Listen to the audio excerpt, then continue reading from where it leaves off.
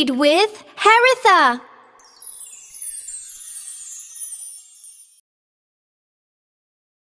Kisha's Magical Adventure.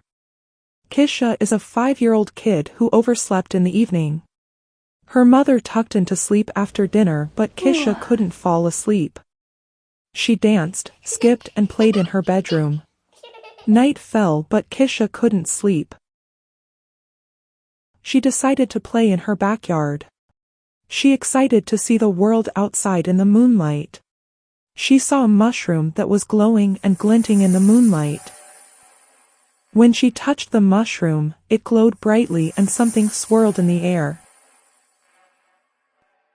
A portal to a magical forest opened. Kisha stepped inside the portal to find a beautiful fairy forest filled with cute animals and lights flying. Amused by the beautiful glowing magical forest under the gloomy night, she wanders about the forest.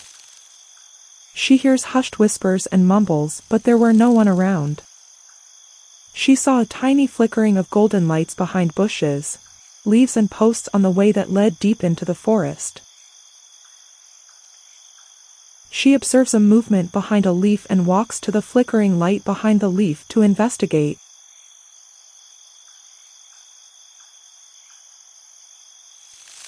Turns out the light is a twinkle sparkle of a tiny fairy that comes at night to lull the creatures of the forest to slumber.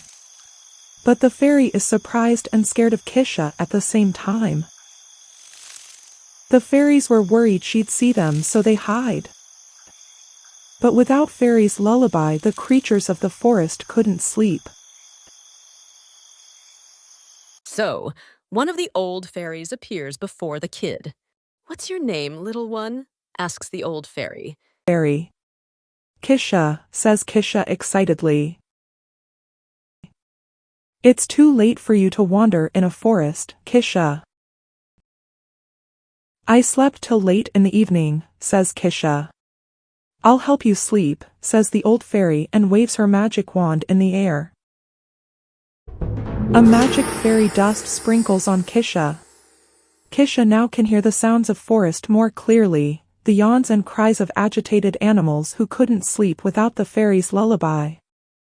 A magical angelic voice drifts from the old fairy's wand which lulls Kisha into sleep. She yawns and stretches.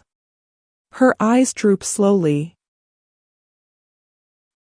Then she falls asleep on the forest's flower bed.